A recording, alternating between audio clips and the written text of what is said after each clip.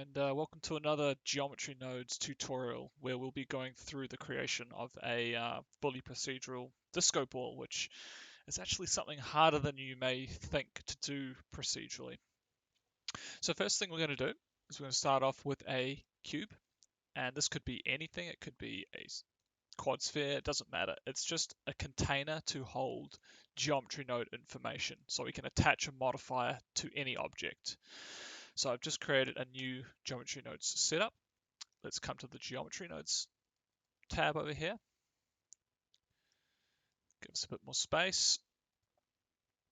And I can just sever this connection with control right click and slash, and I can just break it because I don't need that cube. It doesn't mean anything. I want to start from scratch. So let's create a curve line. And if we Alt Shift click on the curved line, we can view it. And so what I want to do is I want to somehow create a profile of a like a quarter sphere that I can loft around the center. And this will all make sense later on. But by doing it this way, we're going to have full control over the edge rings of the mesh that we create. Cool. So the next step I'm going to make is a sphere. And let's give this something stupidly high, like 512, and you can see this is a very dense sphere. And I want it to be dense because I want this curve to deform perfectly around it. This could be even higher, but let's just go with that for now. The next thing is this curve is actually quite low res. So I'm going to resample this curve, and I'm going to give it something like 1,000. Really dense curve, a lot of points that can deform over the top of this sphere here. Cool. The next step is I'm going to add a raycast node because I want to project this curved line onto this UV sphere. So we can connect that up here. And we should also create a set position node. And we're going to set the hit position into the position here and feed the geometry into the set position. And we're not getting the results that we are after, which is expected because we actually need to set our ray direction here. So it's currently set to -1, so it's going -1 in the z-axis. But let's change this to the x-axis. So now you can see that our curve has been projected onto the side of this sphere here. But what I want to do is just add a transform because I want the profile to be this way. And obviously I don't want to do that manually. I want to do that all procedurally. So let's add a transform geometry node.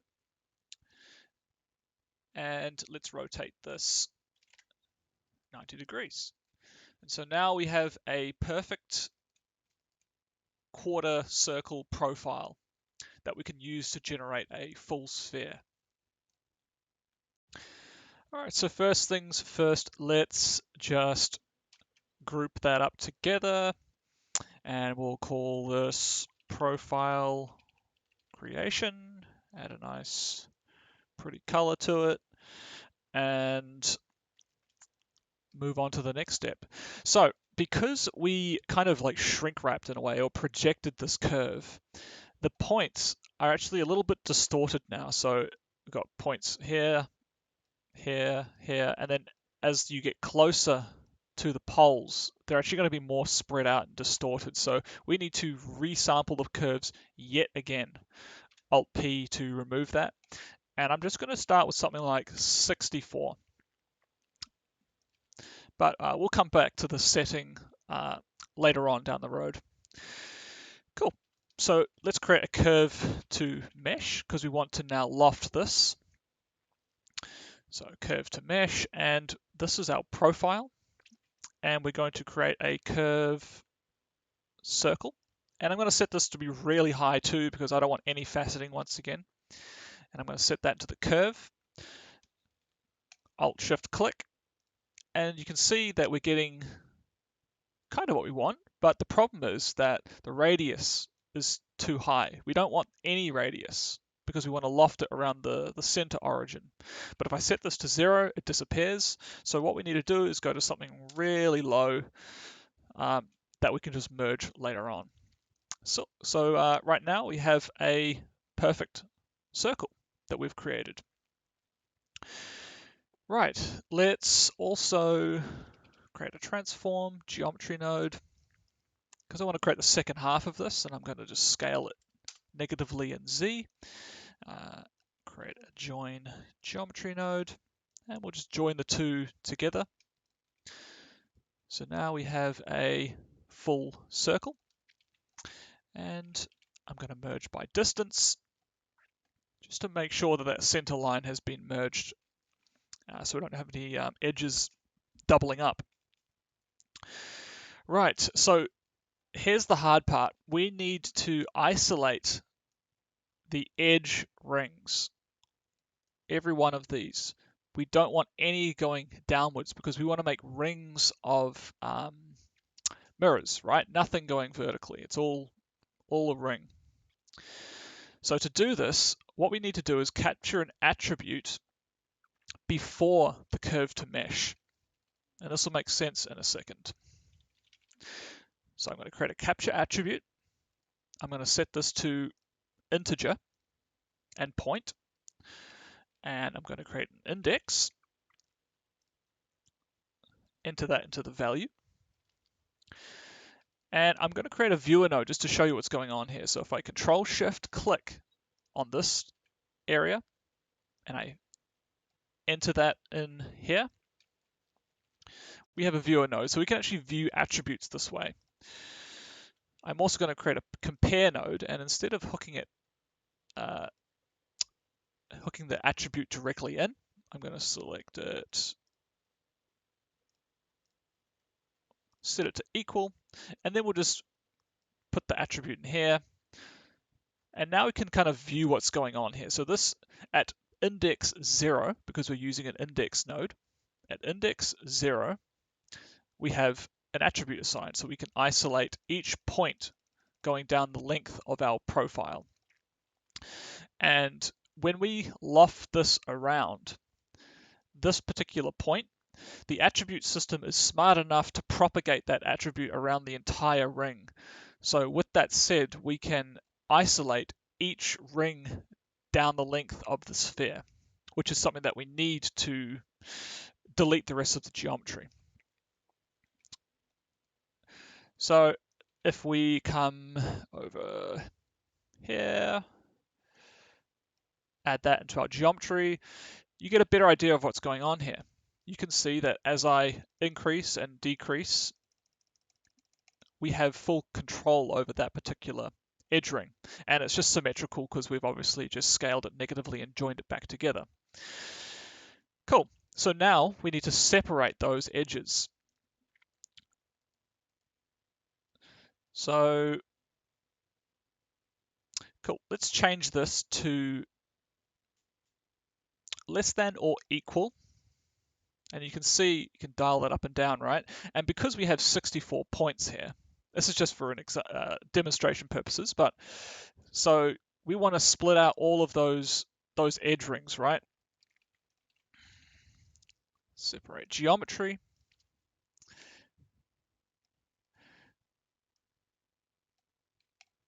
But the problem is, we've selected all of those edge rings and we're trying to separate the geometry, but we're essentially just separating the geometry again. You know, it's the geometry itself. So what we need to do is take a more staggered approach. We need to extract every second edge loop, and then using another attribute, extract all the edge loops in between them and combine them back together. It's just a quirk of how this system works. And to do that, what we want to do is add 1 to our index to stagger the index of each one of these edge rings. So I'm going to create another capture attribute, and I'm going to create a math node. I'm going to feed the index in here and add 1. Add that to the capture attribute. And now if I just go back to equal to, and we just go 1, for example, and I feed our new attribute, and oh, wrong one, sorry about that, and we compare it to our last attribute, sorry, you can see that it's shifting. It's not the same. So to make use of these two attributes, we need to use a modulo. Let's create a math node, modulo, and let's enter in our value here, duplicate that, and let's enter our attribute here, and we're going to set these both to 2. And now you can see, using the modulo, which goes from 0, 1, 0, 1, 0, 1,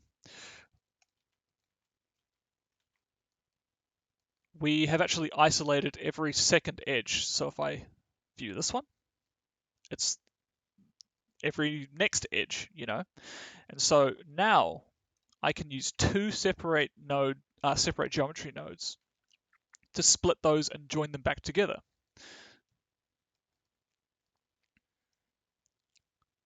So first thing I'm going to do is just get rid of this viewer node for now. And let's feed that in here. And let's feed that in here. And let's join these two together. So if I view that one, and then we join them together, we've got all of our edge rings that we needed. And we've gotten rid of all of the vertical edge rings, which is the desired outcome here. One thing I forgot to do is I need to change this value back to 1. I changed it to 1.3 when I was debugging, but that should be 1. And let's also just add a border around all of this. Add a color, and we'll call this ring generation. The next step is to start instancing our mirrors on the curves. So the first thing I need to do is convert mesh to curve, because these nodes back here converted it to a mesh. We need to get it back to a curve, and then curve to points. And instead of count, I'm going to use length. And I can set this to something small, something like that. So because it's length, no matter how long each of these splines is, each instance is going to be perfectly evenly spaced along the length of it, which will prevent overlaps, which is great. So now we need to create our mirror. I'm going to make that just 2 vertices, keep it very optimized, and make it a lot smaller. Just a very small little square there. And let's instance those on our points. Instance on points. Feed that to the instance, points to points. Great. And now we have mirrors on each of those points there. Let's just move that across. But what I want to do is, since you can see that all of the orientations are flat, they're not oriented as you would expect them to be. So what I need to do is I need to orient them to the curvature of the sphere, or the tangent, but I also need to make sure they're oriented to the center of my object, the center of these curves, so they all point towards the center. To do that, we need to capture an attribute. And let's capture the position. And let's set that to vector. And since these are curves, it's a spline type. So let's change that to spline. And what we're going to do is create a vector math node. We're going to subtract. And I'm going to duplicate this position. And what this is doing is it's finding the vector of the center point, and it's finding the vector of each of these instances. And when you subtract one vector from another, it gives you a vector, a direction. And we can use the align Euler node to align the rotation of each of these instances to the center of the object. So let's create an align Euler to vector node. Let's feed our newly created vector into the vector slot. And let's feed that into the rotation. And now if you look at it from the side, you can see that they're all pointing towards the center. But the problem is, as you can see, there's a breakup and it's not perfectly aligned to the tangent. So let's add a second rule. So we'll duplicate our align Euler to vector node, and let's just create some more room for ourselves. Add the tangent into the vector, and then to stack two of them together, you'll add that into the rotation. And if I change that axis to the y, so we're aligning the y-axis, now you can see that we've got this perfect alignment to the curvature. So we're aligning to the tangent of the curves, and we're also aligning to the center of our object. Great, but it looks like these need an extra bit of rotation. So that's why we have the rotate Euler node. And if I set that to local, and I change this to change the Y to 90 degrees, now you can see that everything is perfectly aligned, as you would expect. Let's continue on.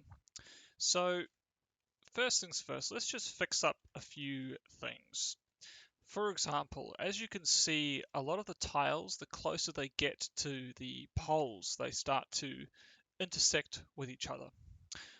So what we want to do is, right now the pivot is located in the center, which is why when they're being instanced, they're, crisscrossing each other. But if you place the origin point here, so that the instance is spawned here, there's a lot less chance of it colliding on the edges. So let's fix that. We'll first start by creating a bounding box, and this will make sense in just a moment. Separate out the XYZ components. Separate out XYZ. Combine XYZ. Transform geometry. And let's just view our little mirror here. And since it's a square, the min and max are the same, so it doesn't matter, but let's just use the min. And we'll take the x component, and because this is a vector, as it's a purple slot, we need to separate out these components so we can plug this in. Because we can't just plug in one value into here, we have to plug in 3 in correlation to the x, y, and z. So we'll plug that in. And there we go. It's shifted. And there's a reason why we use the bounding box, and I'll show you. So if I duplicate this same node, plug this in, view it, and let's say we just shift it over, that looks okay, right? But as soon as we change the dimensions, that origin point is no longer here, it's here. So we want to dynamically change the size of our mirror whilst keeping the origin point on that edge. And you can see that if I view this, and we increase or decrease the size, the origin point stays where it is. So let's just inspect what we've done so far. Now there's a few problems here. One, there's a problem with the center. We're missing a row, or rather the row is flipped upwards. It should be flipped down. So we'll address that. And there's also some weirdness going on at the top here. So let's just go back to our original mesh. And there you go. You can see what's happening is that the merge is too high of a threshold, which is messing up all the indices. Let's drop that down to something smaller. Come back, and you can see that it's behaving as it should now. Right, so let's move on to the next problem, the middle line here. Now, I think we're going to have to overhaul a little bit of our system here, but it's good to show you how, you can run into these problems and how to think about it and solve it. So what's happening is when we duplicate it and we scale it down and then we join it back together and merge it, the tangent is getting messed up. It's getting confused. So there are a few ways to go about it, but I think the best way is just to simply remove this line altogether. So instead of duplicating it, we'll work with one side and then we'll just finish the instancing and then transform it. So let's get rid of all of this. And I'll just create a reroute. That's shift right click, just to keep it a bit organized. So now we're just working with one half here. And what I want to do is I want to isolate just this spline here, and I want to delete it from our stack or from our final object here. So to do that, we'll use a technique that we explored earlier with the compare node, and we'll change it to equal. We'll plug in the attribute,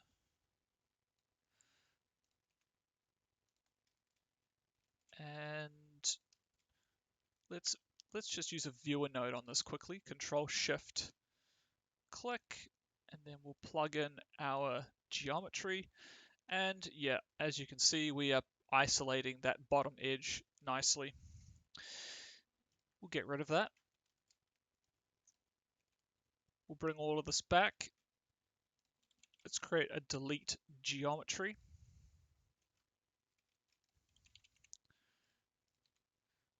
Plug that in here. And actually that needs to plug in here as well.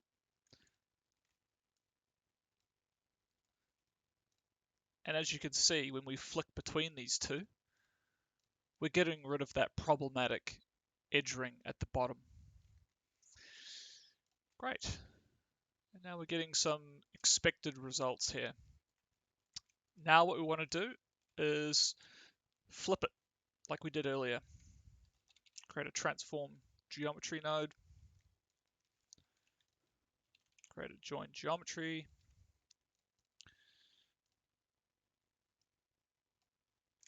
Let's join them together. And maybe instead of scaling it, we can rotate it. And maybe we can give it a slight bit of rotation just to break up that symmetry a little bit. But you can see that the gap in between the middle is not quite the same as these gaps here. So let's start exposing some attributes to our geometry nodes modifier to sort this out. Let's create a group input node, and this is a really important node. This is where you plug in all of your controls. So let's change this color to be very vibrant and very visible. Let's plug in the size of our mirror, and we'll just rename that mirror size.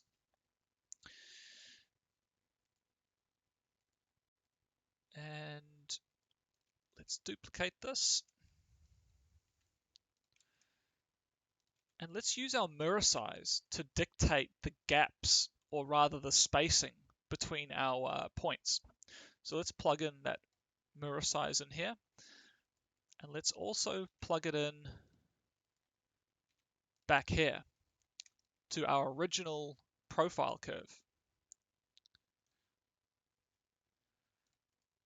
So we'll plug that, we'll change that to length. Plug that in.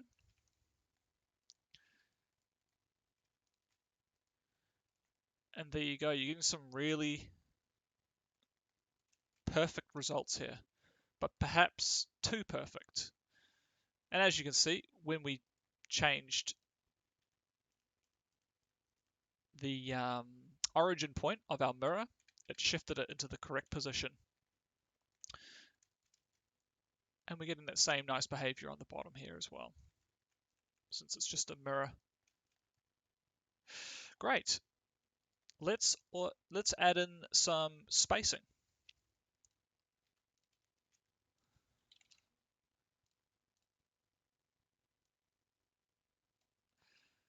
All right, we're going to add that into its own exposed attribute here, and we'll call this mirror spacing. And I'm going to make this very small. Maybe we'll just try that for now.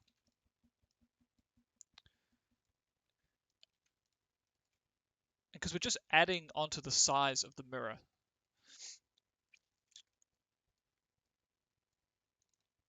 And let's see here, let's change the default of this to be 0.001. And let's bring this over here as well, because I want that spacing to not only affect it horizontally, but also vertically. So we'll plug that in here. And there you go. So now we have a parameter that we can use to dial up the size, the spacing of our mirrors.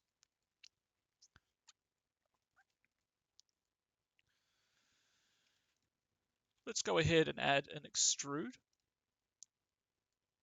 An interesting look, but not exactly what we're going for here.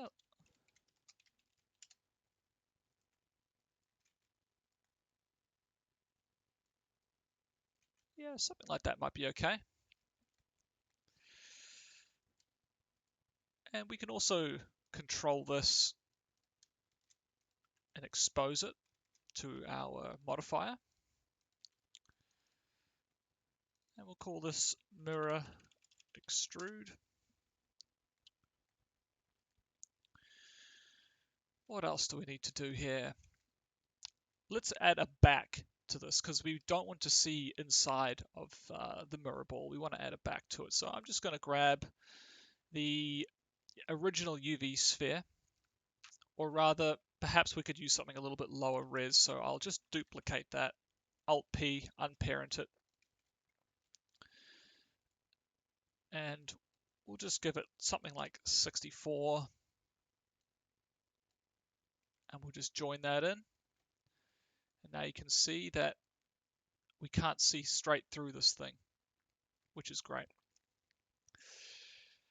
Cool. Let's also add some random rotations, because it's all a bit too perfect. Create a math node, divide pi by 180, multiply, and this is just a formula to convert radians to degrees.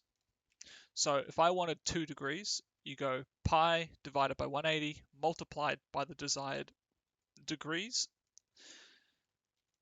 and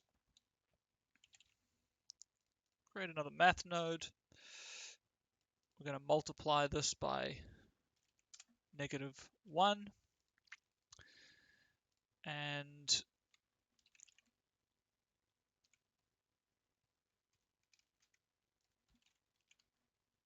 random value. We're going to plug the negative value into the minimum and our original positive value into the maximum. So we're getting a random value between negative 2 degrees and 2 degrees.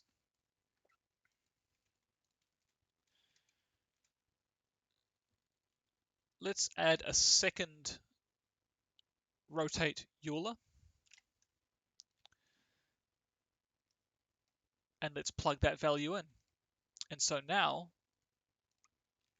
you can see that everything gets a little bit of a random rotation going on, which will work really well in final renders and just break it up a lot. And let's expose that to our modifier. And we'll call this random rotation. Cool. Last but not least, let's add our materials, set material. So for the UV sphere, I'll place one here, and I'll place one on each of these. I can't place it afterwards because that would overwrite this particular set material.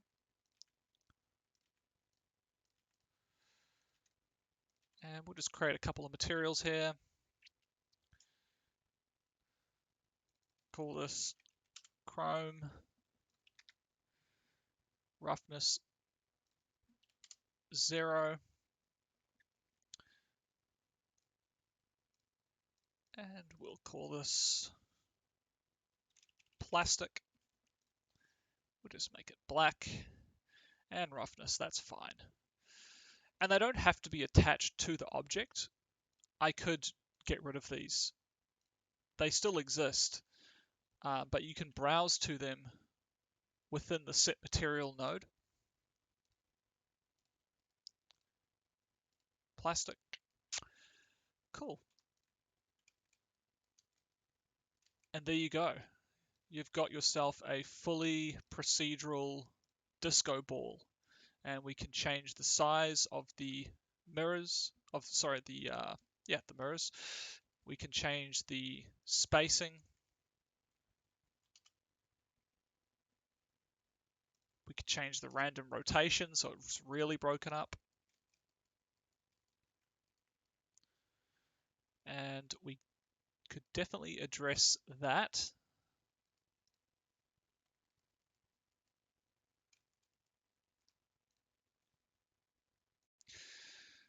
So it looks like the gap is not quite uniform. Let's just set some of these back down again. So let's ask ourselves why that is happening.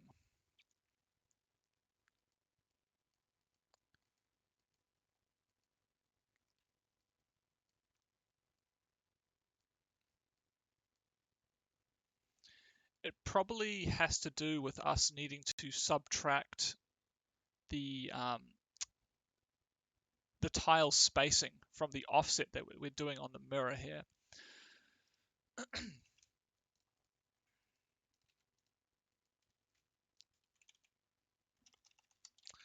So let's give it the same treatment.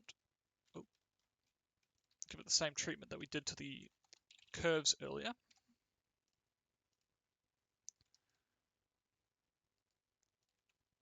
And we'll go mirror size, mirror spacing.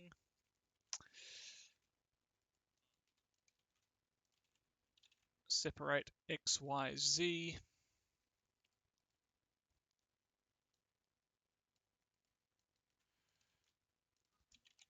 Combine X, Y, Z. And we just want the Z axis because we just want to move it up. So if we plug that in, actually we don't need the mirror size. There we go. We just wanted to subtract that tile spacing from the overall mirror offset at the end of our node tree. And now, there you go. Now it's done.